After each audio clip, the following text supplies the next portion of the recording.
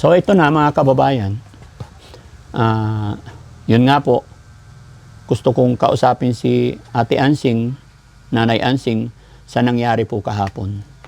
Na nabigla talaga ako nung ipakilala ko siya kay Ma'am Inday Okray. Expected ko kasi na hindi niya kilala si Ma'am Inday Okray. Pero nagulat ako na nagsabi ko, good morning, pinapakilala ang bungad ni Nanay Ansing is, ay, ikaw pala si Inday Okray. At doon na nagsimula. Kaya pumunta ako rito ngayon mga kababayan para kunin din natin yung side ni Nanay Ansing. Bakit nagalit siya or bakit ganun ang galit niya kay Ma'am Inday Okray. Nanay Ansing, kumusta ka naman? Hindi nga mabuti, Daddy Frankie. Hindi ko pa rin makalimutan si Inday Okray. Kasi nung pumunta siya dito, nabigla ako kasi akala ko hindi ko siya makikita ng personal. Sa Facebook ko lang siya makikita. Pero nabigla ako at nagkaharap kami ng harapan.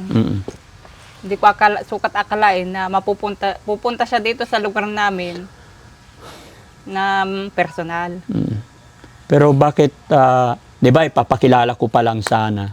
Kasi sa totoo lang, Nanay Ansing, ang purpose na, parang ipakita ko lang kasi sabi niya, sa totoo lang, gusto ka rin niyang makita. Sabi nga niya, gusto kong makita gusto kong makita si Nanay Ansing. Ano ba talagang itsura ni Nanay Ansing? Pero hindi ko talaga alam na may galit ka sa kanya. Kaya nagulat ako nung, actually talaga, hindi ko talaga tatawagin si Nanay Ansing mga kababayan.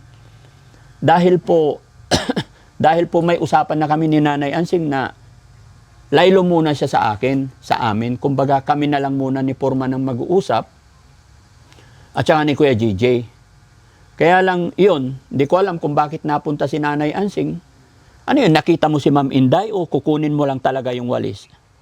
Kukunin ko sana yung walis, Daddy Frankie, kasi may dumi dun sa kusina namin. Oo. Nagulat ako. Nandyan pala siya sa loob, kasama mo. Kaya nagbalik sa akin yung galit. Yung napapanood ko na sinasabi niya sa akin sa Facebook, sa mga vlog niya, na minamalit niya ako, na porket ganito lang ako, mahirap. Ginaganon-ganon niya ako. Kung ano-anong sinasabi niya. Inaalipusta niya ako. Akala mo kung sino siya. Kaya di ko rin mapigilan yung sarili ko na hindi magsalita. Nahiyaman ako sa'yo kasi nakikita mo ng harapan na gano'n. Na hindi ko na napigilan yung sarili kong hindi magsalita, Daddy Frankie. Hindi ko napigilan yung galit ko na hindi ko napigilan magtimpi. Kasi nainis ako sa sinasabi niya sa akin. Kung ano nung sinasabi niya na avatar daw ako. Malaki daw yung mukha ko, kagaya ng tarsier. O bakit? Kung malaking mata ko, anong problema niya, Daddy Frankie? Sa malaki nga yung mata ko Bakit gano'n siya magsalita sa akin? Wala naman akong atraso sa kanya. Yun yung naririnig mo sa mga reaksyon niya. Oo, Daddy Frankie. Ano kaya problema niya sa akin? Di man siya nakakatulong sa akin, ganun pa siya. Buti sana kung tumutulong siya sa kapatid ko, mulat sa pool, wala man akong naririnig na tumulong siya sa kapatid ko Wala ka pang nababanggit na nagbigay siya, kahit piso. Tapos ganun siya magsalita sa akin, kung ano-anong masasakit. Sino ba naman hindi masasaktan, Daddy Frankie? Di ba? Kaya yun din, nakapagsalita ako ng hindi maganda sa kanya. Kahit nasa harap mo siya. Kaya hindi ko rin napigilan yung mga salita ko para sa kanya. Pasensya ka na, Daddy Frankie, kung nagkasagutan kami sa harap mo. Hanggang ngayon mga kababayan, parang nanginginig yung kalamnan ko. Although talagang I'm not feeling well today, kaya medyo nanginginig yung kalamnan ko. Hindi ako okay. Dahil yun nga po, syempre, si Ma'am Inday Okray, nag-i-sponsor po sa akin. Yes, opo. Sponsors din namin siya. Although, bago pa lang namin nakilala yan si Ma'am Inday Okray, nagbibigay na po siya. Nagbigay siya kay Atenida, Tatay Rodolph, at kung sino-sino pa. Pero tama ka, parang meron na bang naibigay si Ma'am Inday Ocray kay Kuya Oliver? Ang pagkakatanda po namin, wala pa. Wala pa. Pero nagsabi siya, alam mo sa totoo lang Ate Ansing, bago kami pumunta dito, sabi niya, sama ako, punta tayo. Sabi niya, sige ka ako. Masaya ako na gusto niya ring makita, gusto niya talaga makita si Kuya Oliver. At sabi niya, pag natapos na yung bahay, may pinaplano siyang ibibigay para sa kay Kuya Oliver. Mabuti kung gano'n, Daddy Frankie, at nang hindi lang na salita ang naririnig ko sa kanya. Kung tutulungan niya yung kapatid ko, di magiging masaya ako. Kaysa magalit pa akong hindi man nakakatulong, nagsasalita pa ng masakit. Kaya hindi ko rin talaga kayo naawat kaagad kasi nabigla talaga ako. Lalo na nung narinig ko yung mga sinabi mo at sinabi rin ni Ma'am Inday Ocray. Siya pa yung matapang, Daddy Frankie, siya lang naman yung dayo dito sa lugar namin. Siya pa yung matapang na magsalita eh. Di dapat siya yung mahinahon, di ba, Daddy Frankie? Kasi hindi siya taga dito, dayo lang. Tapos tumatapak lang siya dito sa lugar namin. Ganun pa siya magsalita sa akin, ang tapang-tapang niya. Yun ba namang hindi magagalit, Daddy Frankie? Anong sabi ng asawa mo? Wala naman siya. Kung nakikipag-aboy, hindi naman siya nakikisali, Daddy Frankie. Wala, kung away babae, wala naman siyang comment dyan. Saka pinapagalin din ako. Sabi niya, wag ka nakikipag-away, sabi din niya sa akin. Kaya, sabi ko naman, di ako makikipag-away, minamalit na ako. Pati pagkatao ko, hinahamak na, sabi ko naman. Di pa ako iimek, sabi ko naman. Pagtanggol ko din yung sarili ko, sabi ko naman, Daddy Frankie, di ba?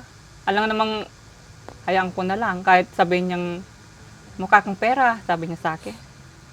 Tapos, hindi naman pala siya tumutulong sa kapatid ko, magsalita pa siya sa akin ng gano'n. Pero siguro, Nanay Ansing, no? Siguro, Nanay Ansing, kung nung pinakilala ka, nung nakita mo, dapat ang sinabi mo sana, ikaw pala si Inday Ocray. Pwede ba kitang makausap? Bakit naman ganun ang pagre-reaction mo sa akin? Siguro kung ganun ang sinabi mo, hindi siguro lumaki yung gulo, hindi kayo siguro nagkainitan. Kaya lang ang nangyari, parang nung nakita mo, mainit ka kaagad. Aminin ko din, Daddy Frankie. Nagkamali din ako doon. Pero hindi ko rin napigilan kasi yung sarili ko. Hindi ako naging mahinahon. Aminado naman ako. Hindi ako naging mahinahon sa oras na yun. Kasi naalala ko yung mga sinasabi niya sa akin eh. Na ano? Na yun nga, pangit daw ako, sabi niya. Tapos malaki pa daw yung mata ko. Mukha nga daw akong tarsier, sabi niya. Siya naman, yung taas niya, hindi naman pang beauty queen. Tignan ko lang kung mainitan yon. Kung mababad sa kainitan yung Daddy Frankie, baka daig pa niya yung ita. Sa itim. Gusto ko sana, Nanay Ansing, kaya kita kinausap, para maging maayos kayo. Wala man sa akin, Daddy Frankie. Wala man problema. Basta wag lang niya akong pagsasalitan ng kung ano-ano din. Hindi naman ako maungunang makipag-away. Siya yung naunang nagsasabi ng kung ano-ano eh. O di, magalit din ako Alam namang pabayaan ko na lang. Bago siya magsalita ng sa akin, tignan muna niya yung sarili niya. Kung kagandaan ba siya. Kung yun nga, sabi ko, mababad siya sa kainitan. Ay, Diyos ko po, baka taig pa niyang ita sa kaitiman. Ako, lagi ako sa kainitan, nagano pa ako sa bukid, lumulusong pa ako sa bukid. Kaya ganito nang itsura ko. Wala naman akong pera, pampakuan ng sarili ko. Kaya tanggap ko na ganito ako. Pero siguro kung naging mayaman ako, mapapaayos ko yung sarili ko, gaganda rin siguro ako. Pinanganak akong mahirap eh. Siya mayaman kasi siya. Kaya kayang-kaya niyang ipaayos yung sarili niya. Kayang-kaya niyang iretoke yung pangangatawan niya at mukha niya. Wala naman sigurong wala akong nakitang retoke sa kanya.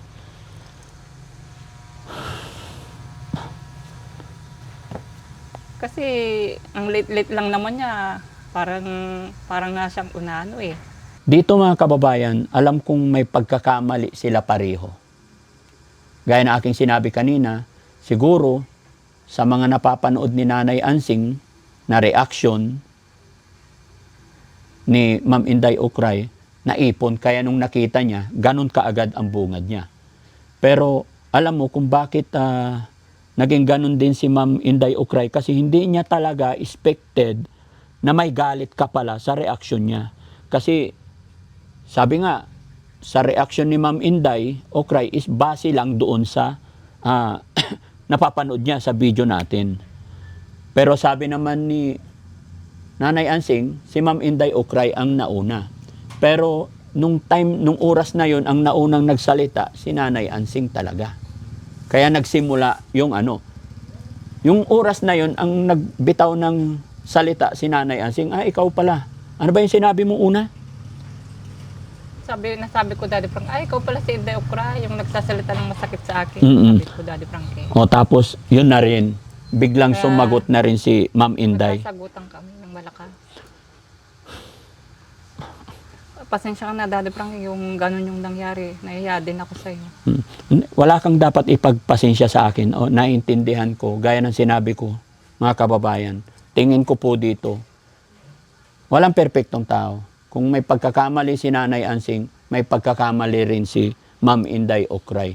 Na kaya tumaas na rin ang tempered ni Ma'am Inday Ukray kasi ipinapakilala ko pa lang, bumanat na si Nanay Ansing.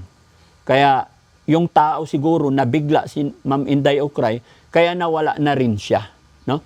Nawala na rin siya sa control, kaya nagkasagutan sila. Daddy Frankie. Talagang naubos yung pasensya ko, Daddy Frankie, sa sinabi niya sa akin na magkano pa ba, sabi niya sa akin. Yun ang isinabi niya sa akin, nakala mo kaya niyang bayaran yung buhay ko. Na, porque mahirap ako, ginaganyan na lang ako. Di ba? Masakit din naman sa kalooban ko yung naririnig ng gano'n, ng harap-harapan. Porque mayaman siya, mahirap lang ako. Tapos sasabihin na ako ng gano'n.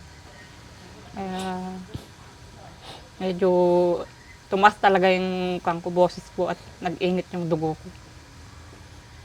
Hindi ko napigilan, napasigaw na rin ako, tumas na rin yung boses ko na nagsalita. Nabigla talaga ako kahit si Mami Rochelle pagsakay sa sasakyan, nanginginig siya. Hindi talaga kami nakaporma. Basta ang naisip ko lang, paglayuin na lang, iuwi na lang muna si Ma'am Inday Ukray. Daddy Frankie, pasensya ka na, Daddy Frankie. Ang kinaano ko talaga doon, yung parang kayang tambasan yung pagkatao ko ng pera. Yun ang kinagalit ko ng gusto talaga. Yung sasabihin niya sa akin na, magkano ka ba? Pinipresyohan niya yung pagkatao. Daddy Frankie, ngayon ay tumulong.